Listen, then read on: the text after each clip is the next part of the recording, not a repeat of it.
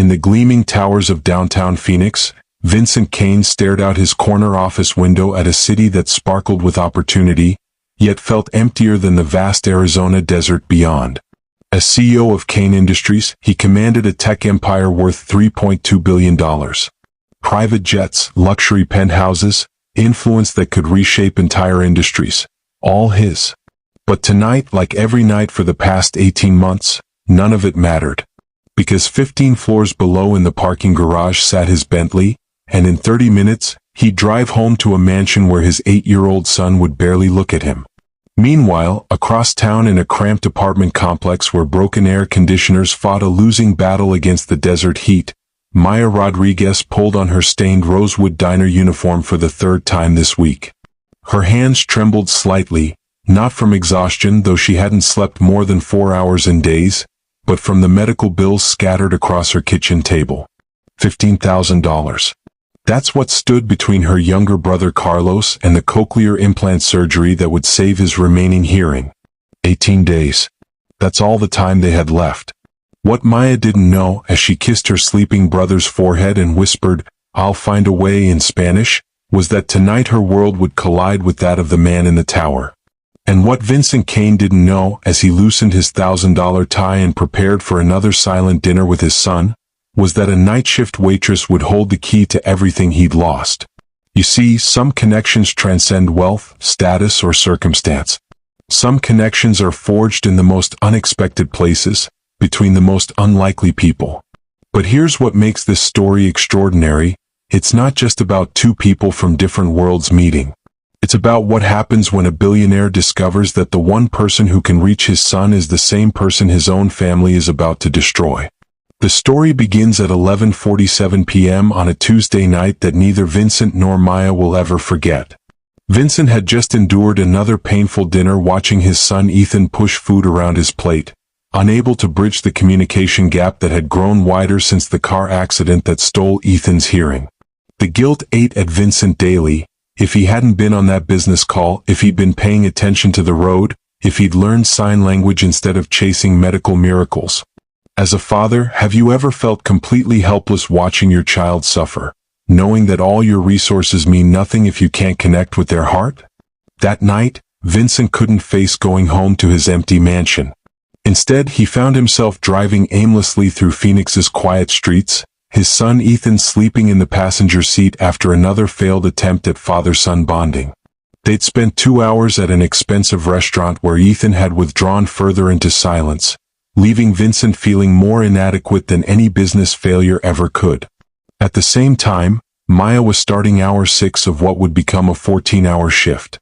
She'd already worked her morning job at a medical supply warehouse and her afternoon shift at a tutoring center. The Rosewood Diner night shift was her lifeline. Tips here were better, and every extra dollar brought Carlos closer to his surgery. Her feet ached, her back screamed for relief, but she smiled at every customer because she'd learned that kindness, even when you're breaking inside, somehow makes the world a little brighter. She was refilling coffee for a trucker when her manager, Tony, pulled her aside. "Maya, you've got dark circles under your eyes, darker than my ex-wife's soul. When's the last time you slept?" "Sleep is for people who don't have brothers who need miracles," Maya replied, forcing a laugh. But Tony's concerned expression told her she wasn't hiding her desperation as well as she thought. What Maya couldn't have predicted was that her miracle was about to walk through the diner's doors in the form of a man who'd lost all hope of performing miracles himself. Vincent pulled into the Rosewood Diner parking lot purely by chance, or perhaps by fate. The neon sign flickered, "Open 24 hours," and something about its warm, imperfect glow felt more welcoming than the cold perfection of his usual world. Ethan stirred in his seat, and for a moment, Vincent saw curiosity in his son's eyes instead of the usual resignation. "Want some pie?" Vincent signed clumsily, one of the few phrases he'd managed to learn. Ethan's small smile was worth more than every dollar in Vincent's bank account. As they walked toward the diner entrance, Vincent noticed Ethan's posture change. His son's eyes had locked onto something through the window, or rather, someone. A young Latina woman was wiping down tables, but what caught Ethan's attention wasn't her movement. It was the way she paused at a booth where an elderly man sat alone, the way she touched his shoulder gently and pointed to his nearly empty coffee cup with a questioning expression. She was communicating without words, reading body language and emotions with an intuition that Vincent had never possessed. But what happened next would shatter everything Vincent thought he knew about connection, communication, and the power of human kindness. Because as they stepped through that diner door, Ethan was about to encounter someone who would see him not as a disabled child to be pitted or fixed, but as a complete person worthy of genuine connection. And Vincent was about to witness something that would force him to confront the painful truth about his failures as a father, while revealing a path to redemption he never imagined possible. The bell above the door chimed as Vincent Kane, worth billions but feeling bankrupt in the ways that mattered most, stepped into a world where his son would finally be understood. What he didn't know was that this moment would set in motion a chain of events that would expose family betrayal, corporate corruption, and ultimately transform not just his relationship with his son, but challenge everything he believed about power, privilege, and what it truly means to change someone's life forever. The Rosewood Diner's fluorescent lights cast everything in a warm amber glow that felt like a sanctuary from the harsh desert night. Vincent guided Ethan to a corner booth, watching his son's eyes dart around the room with unusual alertness. 4 months, Ethan had seemed disconnected from the world, lost in a silence that no amount of expensive therapy had been able to bridge. Maya approached their table with practiced efficiency, her smile genuine despite the exhaustion Vincent could see in her posture. She pulled out her order pad, but before she could speak, something extraordinary happened. Ethan looked up at her and, with careful deliberation, began to sign. "Are you deaf too?" Maya's entire demeanor changed. Without missing a beat, her hands moved in fluid, elegant gestures as she responded in American Sign Language. "No, but my cousin is. I learned to sign when I was 12. Her face lit up with a warmth that seemed to illuminate the entire booth. Vincent watched, stunned, as his son, who hadn't initiated conversation with a stranger in over a year, began an animated discussion about his favorite video game. Maya crouched down to Ethan's eye level, her hands dancing through complex signs that Vincent couldn't follow. But he didn't need to understand the words to see the miracle happening before his eyes. His son was laughing. Actually laughing. "She understands the game better than Dad does," Ethan signed to Maya, stealing a glance at Vincent with something that looked almost like mischief. Maya turned to Vincent with an apologetic smile. "He says you struggle with the boss battles and Mystic Kingdoms. Ethan thinks you need better strategy." For the first time in 18 months, Vincent felt his son seeing him not as a figure of pity or frustration, but as someone worthy of gentle teasing. The sensation was overwhelming. "He's not wrong," Vincent managed, his voice thick with emotion. "I'm pretty terrible at most things that matter." Maya's expression grew thoughtful as she studied Vincent's face. Something flickered in her eyes, recognition, perhaps, or concern. But she simply nodded and took their order, promising Ethan she'd bring extra whipped cream on his pie, because champions deserve the best. As Maya walked away, Ethan tugged on Vincent's sleeve and signed something Vincent had been learning to recognize. "I like her. She makes me feel normal." Normal. The word hit Vincent like a physical blow. Not because it hurt, but because it revealed everything he'd been doing wrong. He'd been so focused on fixing Ethan, on finding medical solutions and expensive treatments, that he'd forgotten to simply accept his son as he was. But who was this waitress who could accomplish in 5 minutes what teams of specialists couldn't achieve in months? Vincent found himself watching Maya throughout their meal. She moved through the diner with a combination of efficiency and compassion that spoke of someone who genuinely cared about people. When an elderly customer struggled to read the menu, she patiently described each item. When a young mother's toddler had a meltdown, Maya appeared with crayons and paper, transforming tears into giggles. This wasn't just good customer service. This was someone who saw people's needs and responded with instinctive kindness. As they prepared to leave, Ethan insisted on saying goodbye to Maya. She knelt down and signed something that made Ethan beam with pride. Then she handed him a small origami crane she'd folded from napkins. "For good luck," she signed. "And remember, you're perfect exactly as you are." Vincent left a $100 tip, knowing it was inadequate but hoping it might help. Maya's eyes widened when she saw the amount and she started to protest, but Vincent was already walking away, his mind racing. In the parking lot, Ethan was more animated than Vincent had seen him since before the accident. As they drove home, Vincent found himself making a decision that would change everything. He needed to know more about Maya Rodriguez. The question that haunted him wasn't just who she was, but how someone working night shifts at a diner had developed the exact skills his son needed. The skills that, despite all his wealth and connections, Vincent had failed to provide. What Vincent didn't know was that Maya's connection to his son ran deeper than chance, and that discovering the truth would reveal a web of family betrayal that started long before tonight's encounter. 3 days later, Vincent sat in his office with a private investigator's report that made his hands shake with something beyond anger. The folder contained Maya Rodriguez's employment history, and what he discovered shattered his understanding of everything that had led to this moment. Maya wasn't just a waitress with signing skills. She was a former special education teacher with a master's degree from Arizona State University. More specifically, she had been employed at Sunrise Academy, the private school for children with disabilities that Ethan had attended for exactly 6 weeks after his accident. 6 weeks. Vincent remembered pulling Ethan out of Sunrise Academy abruptly, convinced by his team of advisors that the school wasn't aggressive enough in pursuing hearing restoration options. He'd been assured there were better facilities, more advanced programs, medical trials that offered hope for a complete recovery. But according to the report, Maya Rodriguez had been Ethan's primary teacher during those 6 weeks. The woman who had just shown his son unconditional acceptance for the first time in over a year had been there from the beginning, trying to help. And Vincent had ripped Ethan away from her. The investigator had been thorough. Maya lost her position at Sunrise Academy 4 months after Ethan left, when the school faced severe budget cuts that eliminated the special education program entirely. 43 teachers lost their jobs. The program that had served children like Ethan for over a decade was shut down permanently. Vincent scrolled through news articles about the closure, his stomach tightening with each detail. Parents had protested, teachers had pleaded for reconsideration, children had been displaced to inferior programs. The decision had been made by the school's board of directors due to financial pressures from reduced corporate sponsorship. But something nagged at Vincent about the timeline. He pulled up Kane Industries' charitable giving records from that period, cross-referencing with the dates mentioned in the articles. What he found made his blood run cold. Kane Industries had been Sunrise Academy's largest corporate sponsor. Their annual contribution of $2.3 million had represented nearly 30% of the school's operational budget. And according to his company's records, that sponsorship had been terminated exactly 1 week before the program cuts were announced.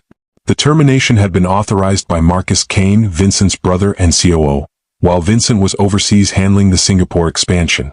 The official reason listed: restructuring charitable priorities to focus on medical research initiatives. Medical research. Marcus had redirected their education funding toward experimental hearing restoration programs, the same programs that had convinced Vincent to pull Ethan from Sunrise Academy in the first place. Vincent's intercom buzzed. "Mr. Kane? Your brother Marcus is here to see you." As if summoned by Vincent's dark thoughts, Marcus Kane strode into the office with his characteristic confidence. At 34, Marcus was everything Vincent sometimes envied: ruthlessly focused, emotionally detached, and convinced that every problem could be solved through strategic thinking and financial leverage. "Vincent, you look terrible. Are you still obsessing over that boy's condition?" Marcus settled into the leather chair across from Vincent's desk. "I've got updates on 3 potential cochlear implant trials that might." "Tell me about Sunrise Academy," Vincent interrupted. Marcus's expression didn't change, but something flickered behind his eyes. "The special needs school? What about it? Tell me why we stopped funding them."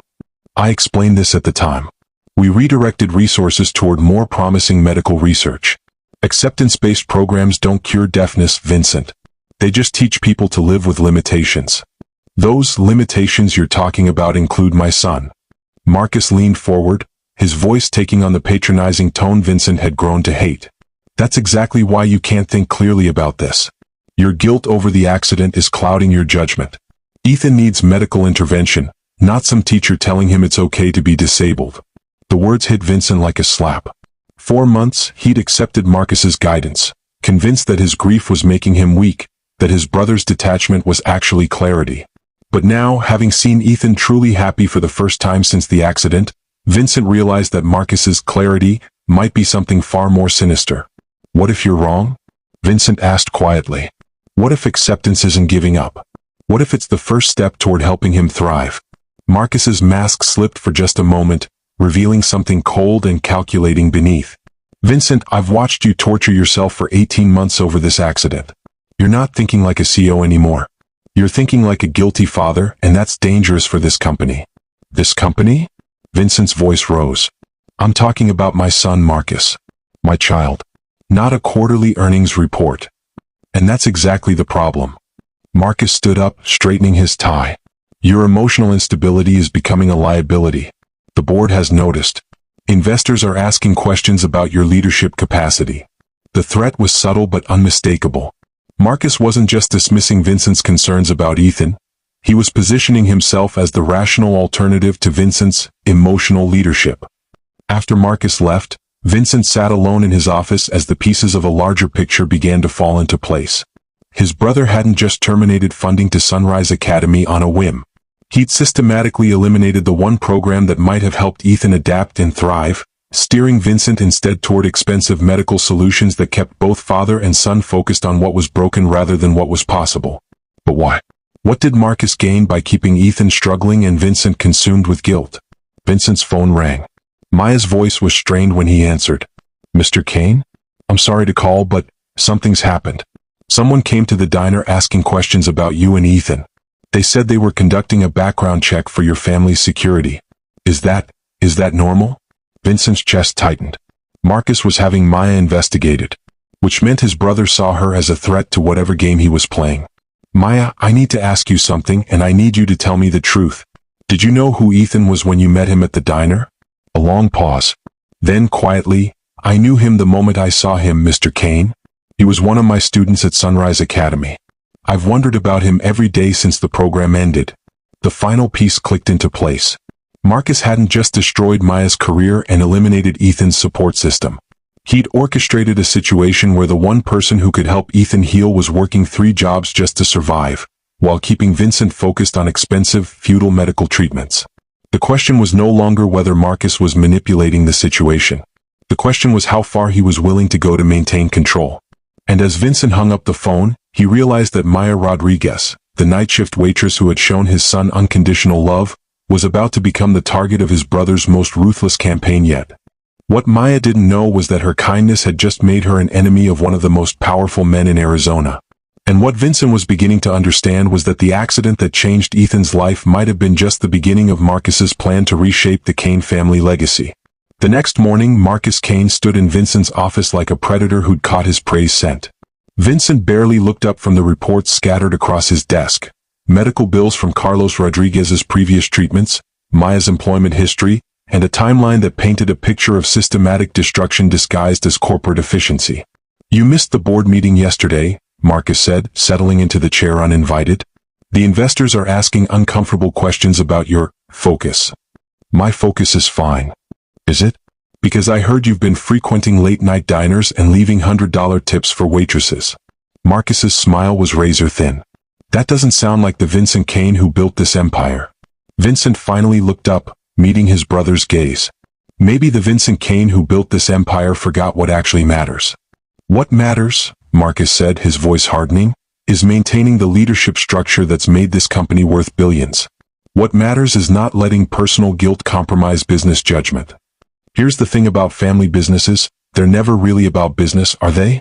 They're about power, control, and the lengths people will go to protect their position.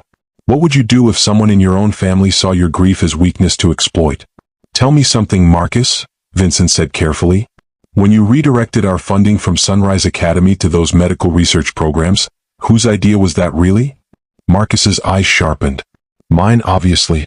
Someone had to make the hard decisions while you were drowning in guilt over a traffic accident. A traffic accident that left my son deaf and you, what? Optimistic about profit margins? I saw opportunity where you saw tragedy. The medical technology sector represents a $340 billion market. Our investment in hearing restoration research has already yielded 3 patents worth. How much? Vincent's voice cut through Marcus's pitch like ice. Excuse me? How much are those patents worth, Marcus? How much money did you make from my son's disability? The silence stretched between them like a chasm. Then Marcus smiled, not the practiced corporate smile but something colder, more honest. 37 million so far, with projections reaching 200 million over the next 5 years. He leaned forward. Vincent, your son's condition opened a door to revolutionary medical technology. I turned your family's tragedy into innovation that could help thousands of children. Vincent felt something crack inside his chest. You turned my son into a business opportunity. I turned your guilt into profit. There's a difference. Before Vincent could respond, his phone buzzed. A text from Maya. Carlos got worse last night. Surgery moved to this weekend or we lose the chance completely. 12 days just became 3. The timing felt like a punch to the gut. As Vincent processed Maya's desperation, Marcus was calculating the profit potential of children's disabilities. The contrast was nauseating. I need to go, Vincent said, standing abruptly. Where? Marcus's voice carried a warning. Vincent, whatever emotional rescue mission you're planning, think about the consequences. This company, this family, our reputation, it's all connected. Make the wrong choice and you risk everything we've built. Vincent paused at the door. Maybe everything we've built deserves to be at risk. Meanwhile, across town, Maya was living through her worst nightmare in broad daylight. Carlos's condition had deteriorated overnight, his remaining hearing dropping to dangerous levels. The doctors were clear. Surgery this weekend or permanent, complete deafness within the month. 72 hours. That's what remained between her brother and silence. Maya sat in the hospital corridor, staring at the surgery estimate, $45,000. She had $30,000 scraped together from months of triple shifts, borrowed money, and sold possessions. 15,000 short. 15,000 might as well have been 15 million. Her phone rang. Vincent Kane. Maya, I heard about Carlos. I want to help.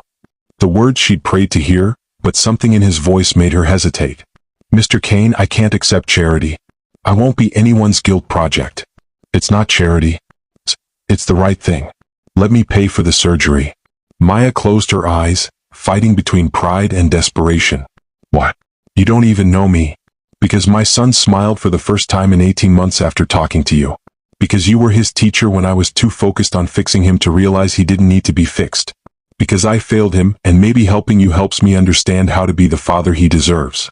The honesty in Vincent's voice broke through Maya's defenses. Mr. Kane, Vincent, I don't know what to say. Say yes. Let me do this one thing right.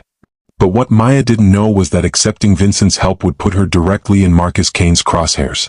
And what Vincent didn't realize was that his brother had been waiting for exactly this moment, when emotion would override logic, when Vincent would make himself vulnerable enough to be destroyed. The war for the Kane family legacy was about to begin, and Maya Rodriguez had just become the battlefield. The surgery was scheduled for Saturday morning at Phoenix Children's Hospital. Vincent had arranged everything, the best surgical team, a private room for recovery, and a trust fund to cover any complications. For the first time in months, Maya felt something resembling hope. But hope, as she was about to learn, could be weaponized by people who understood power better than compassion. That Thursday evening, Vincent brought Ethan to the diner, not as customers, but so Ethan could see Maya and know that her brother was going to be okay. The three of them sat in Maya's usual section, and for 20 minutes, Vincent witnessed something he'd thought impossible. His son acting like a normal, happy child. Maya was teaching Ethan how to sign different types of food, not the clinical, therapeutic approach Vincent had paid thousands for, but playful, natural conversation. When Ethan successfully signed extra whipped cream, Maya burst into applause that made the boy beam with pride. He's incredible, Maya signed to Vincent, including him in the conversation. You know that, right? He's not broken. He's not less than. He's just Ethan. Vincent felt tears threatening. I'm beginning to understand that. Good, Maya smiled.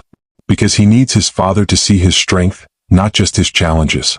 But across the diner, near the back booth partially hidden by a partition, Marcus Kane sat with his phone, recording everything. Every sign, every smile, every moment of connection between his brother and the waitress who was about to become his target. Marcus had done his homework. Maya Rodriguez wasn't just a former teacher. She was a former teacher with student loans, medical debt, and a brother whose surgery was being funded entirely by Vincent Kane. In the corporate world Marcus inhabited, that made her vulnerable in ways she couldn't imagine. The next day, Maya arrived at the diner for her shift to find Tony, her manager, waiting with an expression she'd never seen before, fear mixed with reluctance. Maya, we need to talk. In Tony's cramped office behind the kitchen, Maya learned that someone had filed a formal complaint with the Arizona Department of Health Services, claiming she'd been soliciting money from customers and using her brother's medical condition to manipulate wealthy patrons for financial gain. That's insane, Maya said, her voice barely steady. I never asked Vincent for anything. He offered to help. I know that, Tony said miserably. But there's more. Someone called the corporate office and claimed you've been harassing customers, specifically targeting men dining with children. They're demanding a full investigation. Maya felt the world tilting. Who would do this? Tony slid a folder across his desk. Professional consulting firm called Apex Risk Management. They specialize in protecting high-profile families from what they call opportunistic individuals. The words hit Maya like physical blows. Everything she was, her kindness, her compassion, her genuine care for Ethan, was being twisted into predatory behavior by people who understood that reputation could be destroyed faster than it could be built. Tony, Carlos's surgery is tomorrow morning. I need this job. I need the health insurance. Maya. Tony's voice broke slightly. They're offering the corporate office a significant settlement if we terminate your employment immediately. If we don't, they're threatening a lawsuit that could shut down the entire franchise. The room fell silent except for the sound of Maya's world collapsing. They're forcing you to fire me. I'm sorry. I'm so damn sorry. Maya walked out of the Rosewood Diner for the last time as an employee, her mind reeling. Someone with serious resources and legal connections had systematically destroyed her livelihood in less than 24 hours. Someone who knew exactly how to weaponize the system against people who couldn't fight back. Someone who wanted to make sure Vincent Kane understood that helping people like Maya came with consequences. Her phone buzzed. A text from an unknown number. Your brother's surgery is at 8 a.m. tomorrow. It would be unfortunate if questions arose about the funding source. Some donors prefer discretion. A concerned party. The message was clear. Stay quiet, disappear from Vincent's life, or Carlos's surgery would be jeopardized. Maya sat in her car in the diner parking lot and cried for the first time since her parents died. Not from sadness, but from rage. Someone was using her brother's life as leverage, and she didn't even know who or why. What she didn't know was that Marcus Kane was just getting started. And what Vincent was about to discover was that in his brother's world, collateral damage wasn't just acceptable, it was the point. Saturday morning arrived with cruel irony. Carlos's surgery was successful. The cochlear implant was perfectly placed, and within weeks he'd begin hearing sounds he'd forgotten existed. Maya should have been celebrating the miracle she'd worked 3 jobs to achieve. Instead, she was sitting in the hospital cafeteria, unemployed and facing financial ruin, when the final blow landed. Marcus Kane walked in like he owned the place, which, given his family's donations to Phoenix Children's Hospital, he practically did. Maya recognized him immediately from the business magazines, but what struck her wasn't his expensive suit or commanding presence. It was the calculated coldness in his eyes as he approached her table. Ms. Rodriguez. I'm Marcus Kane, Vincent's brother. Maya stood instinctively, every survival instinct screaming danger. Mr. Kane. May I sit? We need to discuss your relationship with my family. What happened next would be seared into Maya's memory forever, not just because of the cruelty but because of how public Marcus made it. He'd chosen the hospital cafeteria during lunch hour, ensuring maximum witnesses to Maya's humiliation. You've been very clever, Marcus began, his voice carrying just enough to reach nearby tables. Targeting my nephew, exploiting his disability to manipulate my brother's guilt. It's really quite sophisticated. That's not, I never. Please don't insult my intelligence. Marcus opened a folder, spreading photographs across the table. Pictures of Maya with Ethan at the diner, copies of the check Vincent had written for Carlos's surgery, employment records from Sunrise Academy. You researched my family, identified our vulnerabilities, and positioned yourself perfectly. Maya's voice shook with outrage. I was Ethan's teacher. I cared about him before I knew who your family was. A teacher who lost her job and needed money. Marcus's smile was surgical in its precision. A teacher whose brother required expensive surgery. A teacher who just happened to be working at a diner my brother frequented. The accusation hung in the air like poison. Around them, hospital staff and families had stopped eating, drawn by the drama unfolding at table 7. You're lying, Maya said, but even to her own ears, the defense sounded weak against Marcus's carefully constructed narrative. Am I? Because I have security footage of you following my brother and nephew to their car. I have testimony from diner staff about your inappropriate interest in wealthy customers. I have documentation of you soliciting money for your brother's medical care. Each lie was delivered with such confidence, such authority, that Maya could see doubt creeping into the faces around her. Marcus wasn't just destroying her reputation. He was rewriting reality in real time. The truth is, Marcus continued, raising his voice for the entire cafeteria, you saw my family's tragedy as your opportunity. You manipulated a grieving father and exploited a disabled child for financial gain. Stop. Maya's voice cracked. Please just stop. But Marcus wasn't finished. I want you to understand something, Ms. Rodriguez. My brother is emotionally compromised by guilt over his son's condition. That makes him vulnerable to people like you, people who prey on parental desperation. Maya looked around the cafeteria, seeing her character assassination reflected in dozens of judgmental stares. Hospital security had appeared, clearly summoned in advance. Everything about this confrontation had been orchestrated for maximum destruction. You will have no further contact with my family, Marcus said, standing and adjusting his tie. If you attempt to continue this relationship, I will personally ensure that questions are raised about your brother's surgery funding. Medical fraud investigations tend to be thorough. The threat was clear. Carlos's new hearing could be taken away as easily as it had been given. Maya managed one word, why? Marcus paused, and for just a moment his mask slipped. Because my brother needs to learn that his emotional decisions have consequences. And you, unfortunately, are the lesson. As Marcus walked away, Maya sat surrounded by the wreckage of her reputation, her dignity, and her hope.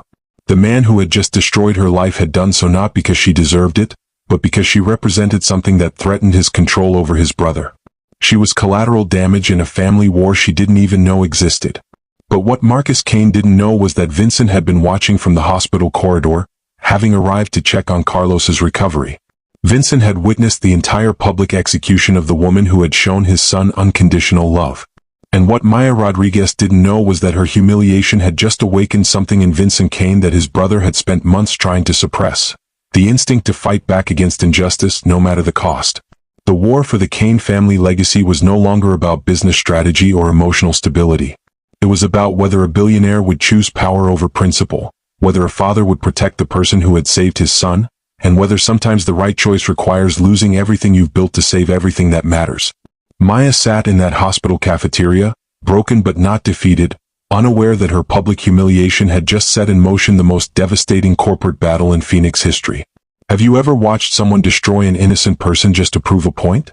What Maya experienced next would test every assumption about justice, family loyalty, and the price of standing up to power. Because Vincent Kane was about to learn that some fights are worth having even when, especially when, you're not sure you can win. Vincent Kane had built a $3 billion empire by understanding one fundamental truth. Information was power. But as he stood in that hospital corridor, watching his brother systematically destroy an innocent woman's life, Vincent realized he'd been operating with incomplete information for 18 months. That ended now. Within 6 hours of Maya's public humiliation, Vincent had activated resources that Marcus didn't even know existed. Private investigators, forensic accountants, corporate attorneys, and digital security experts, all bound by ironclad confidentiality agreements and motivated by the kind of money that made thorough investigation a personal mission. What they uncovered over the next 72 hours would reshape Vincent's understanding of everything. His son's accident, his family's loyalty, and the true cost of his brother's ambition. The first revelation came from Vincent's head of security, Elena Vasquez, a former FBI agent who specialized in corporate espionage. Vincent, we need to talk. What I found about your brother goes deeper than family rivalry.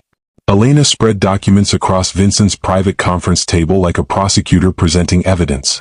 Bank records, corporate filings, communication logs, and a timeline that painted Marcus Kane not as a loyal brother, but as a calculating predator who had been systematically positioning himself to take control of Kane Industries for over 2 years. The Sunrise Academy funding termination wasn't about redirecting charitable priorities, Elena began. Marcus created a shell company called Phoenix Medical Innovations 3 weeks before cutting their sponsorship. That company filed patents for hearing restoration technology that your corporate R&D department had been developing. Vincent's blood turned to ice. He stole our research? He didn't steal it. He legally transferred it to his personal company before terminating the educational funding. Then he licensed the technology back to Kane Industries at a 60-40 profit split in his favor. The implications hit Vincent like a physical blow. He eliminated Ethan's support system to create a market for technology he planned to profit from. It gets worse. Elena pulled out another folder. Marcus has been documenting what he calls your emotional instability since the accident. Every missed meeting, every decision he disagreed with, every moment you prioritized Ethan over business. He's been building a case to have you declared unfit for leadership. Vincent stared at surveillance photos of himself, leaving board meetings early, spending long hours at therapy appointments with Ethan, looking exhausted and grief-stricken during corporate presentations. Through Marcus's lens, a father's love looked like executive incompetence. There's more, Elena continued. Marcus has been in communication with 3 board members about staging what he calls an intervention, a formal review of your fitness to continue as CEO. The betrayal was so complete, so calculating, that Vincent felt something fundamental shift inside him. This wasn't sibling rivalry or a difference of business philosophy. This was a predator who had identified his brother's grief as weakness to exploit. When? Vincent's voice was deadly quiet. The board meeting is scheduled for Monday morning. Marcus plans to present his case for emergency leadership transition, using your erratic behavior with Maya Rodriguez as the final evidence of your unfitness for command. Vincent looked up from the documents, and Elena saw something in his eyes that made her step back. This wasn't grief or guilt anymore. This was white-hot resolve crystallizing into action. Elena, I need everything. Every communication, every financial transaction, every lie my brother has told to position himself for this takeover. I need it documented, verified, and legal. Vincent, what are you planning? I'm planning to remind Marcus that he's not the only Kane who knows how to wage war. Meanwhile, Maya was discovering that surviving character assassination required skills they didn't teach in education school. The hospital cafeteria confrontation had been filmed by multiple witnesses, edited selectively, and posted across social media with hashtags like #GoldDiggerExposed and #DisabledChildExploitation. Her phone buzzed constantly with hate messages from strangers who had seen Marcus's carefully crafted narrative and accepted it as truth.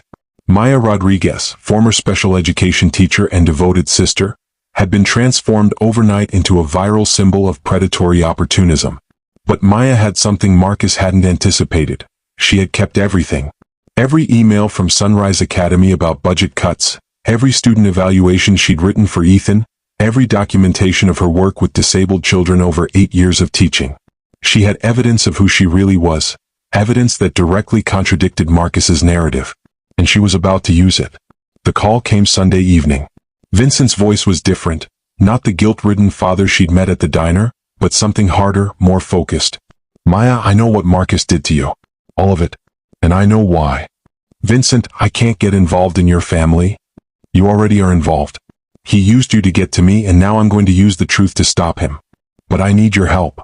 Maya listened as Vincent outlined Marcus's 2-year plan to take control of Kane Industries, his manipulation of Ethan's education, his destruction of the special needs program that had helped dozens of children. The scope of the betrayal was breathtaking. He destroyed those children's futures to create a business opportunity, Vincent said. And he destroyed your career to maintain his narrative about medical intervention being superior to acceptance and adaptation. What do you want me to do? I want you to come to our board meeting tomorrow morning. I want you to tell the truth about who you are, what you've accomplished, and how Marcus's policies have harmed children like Ethan. I want you to show the board what genuine expertise in special education looks like. Maya felt fear and hope warring in her chest. Vincent, he'll destroy me completely. No. Vincent's voice carried absolute certainty. Tomorrow we destroy him. What Maya didn't know was that Vincent had spent the weekend not just gathering evidence, but assembling allies. Parents whose children had been displaced when Sunrise Academy closed. Teachers who had lost their jobs due to Marcus's funding cuts. Medical professionals who had witnessed the damage caused by prioritizing cures over acceptance. Tomorrow's board meeting wouldn't just be about corporate leadership. It would be a reckoning for every life Marcus Kane had damaged in pursuit of power. And Vincent Kane, the grieving father who had been manipulated by his own brother's ambition, was about to remind the business world why he had built an empire in the first place. Not through emotional detachment, but through the fierce determination to protect the people he loved. The war Marcus had started was about to end. But not the way he had planned. Monday morning's Kane Industries board meeting would later be called the most dramatic corporate confrontation in Phoenix business history. But for Vincent Kane, walking into that boardroom with Maya Rodriguez at his side, it wasn't about business at all. It was about justice. The boardroom filled with familiar faces, 12 directors who had built Kane Industries alongside Vincent, plus the 3 Marcus had secretly recruited for his coup. Marcus sat at the far end of the table, confident and composed, surrounded by legal documents and character assassination files prepared to destroy both Vincent and Maya. He had no idea what was coming. "Ladies and gentlemen," Marcus began, his voice carrying practiced authority, "we're here to address a critical leadership issue that threatens the stability of Kane Industries. My brother Vincent has demonstrated increasingly erratic behavior that compromises his fitness to continue as CEO." Marcus activated a presentation screen, displaying carefully selected photos. Vincent leaving board meetings early, looking exhausted during corporate presentations, the viral video of Maya's diner confrontation, edited to suggest predatory behavior. Vincent's emotional instability, culminated by his inappropriate relationship with this woman, Marcus gestured dismissively toward Maya, represents a liability we can no longer ignore. Vincent let Marcus present his entire case. Every manipulated photo, every twisted narrative, every lie carefully constructed over 18 months. The board shifted uncomfortably, several members clearly influenced by Marcus's presentation. Then Vincent stood. "Marcus, before the board votes, I'd like to present some information they might find relevant." Elena Vasquez entered the boardroom, wheeling in boxes of documents and connecting a laptop to the presentation system. What appeared on screen made 3 board members immediately reach for their phones to call their lawyers. "Ladies and gentlemen, meet my brother's real business plan." The first document showed Marcus's Phoenix Medical Innovations shell company. The second revealed his theft of Kane Industries research. The third demonstrated his systematic manipulation of charitable funding to create artificial market demand for his stolen technology. But Vincent wasn't finished. Marcus told this board that educational programs for disabled children were wasteful spending. What he didn't tell you was that eliminating those programs directly benefited his personal profit margins. The screen filled with financial projections showing Marcus's expected earnings from hearing restoration technology, $200 million over 5 years, built on the foundation of children's suffering. Board member Patricia Wells, whose granddaughter had attended Sunrise Academy, looked like she was about to be sick. "Mr. Marcus Kane," Vincent continued, his voice carrying the authority that had built a billion-dollar empire, systematically destroyed educational opportunities for disabled children, manipulated his own nephew's treatment, and attempted to frame a dedicated special education teacher as a criminal, all to position himself for a corporate takeover based on manufactured evidence of my incompetence. Marcus's composure finally cracked. "Vincent, you're having an emotional breakdown. This is exactly what I am. Vincent activated another presentation slide. "Because I'd like the board to hear from some people whose lives you've impacted." The boardroom doors opened and they walked in. 12 parents whose children had lost their educational support when Sunrise Academy closed. 8 teachers who had been laid off when Marcus terminated funding. Dr. Sarah Chin, the pediatric audiologist who had recommended acceptance-based treatment for Ethan before being overruled by Marcus's medical intervention specialists.